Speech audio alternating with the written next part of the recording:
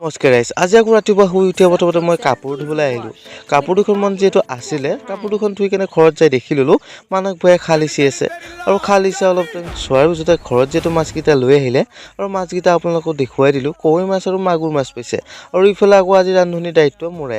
প্ৰথমতে গোটাইখিনি চব্জি বাৰান্দাত উলিয়াই লৈছোঁ, লৈ কেনে এফালৰ পৰা কাটি লৈ হোৱাৰ পিছতে প্ৰথমতে ভাজ এখন বহাই দিলোঁ। তাৰপিছত পানীলাও যিহেতু গোটা আছিলে পানীলাওটো বনাই ভাতটো খাই কেনে মই আকৌ সৌৰভ ভাইৰ লগত ওলাই আহিলোঁ অলপ ফুৰিবলৈ। বহুত দিন ফুৰিবলৈ যোৱা নাই, ঘৰতে আছিলোঁ। ইফালে নৱ ভাইও আছিলে, আজি আকৌ নৱ ভাইৰ জন্মদিনৰ শুভেচ্ছা জনালোঁ মিনি ব্লগৰ জৰিয়তে।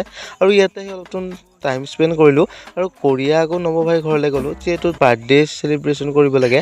আৰু ইয়াতে আহি দেখি ল'লোঁ প্ৰথমতে নৱ ভাইক শুভেচ্ছা জনালোঁ আৰু জনাই কেনে আকৌ প্ৰণৱ ভাইৰ লগত 5 টকীয়া কেকটো খাই কেনে অলপ টাইম ৰখাৰ লগে লগে আমাৰ আকৌ বৰমাহঁতে লুচি আৰু তৰকাৰী আনি দিলে। চ' আজিলৈ এৰিছোঁ, নেক্সট ভিডিঅ'ত লগ পাম, তেতিয়ালৈ বাই। চ' বাই।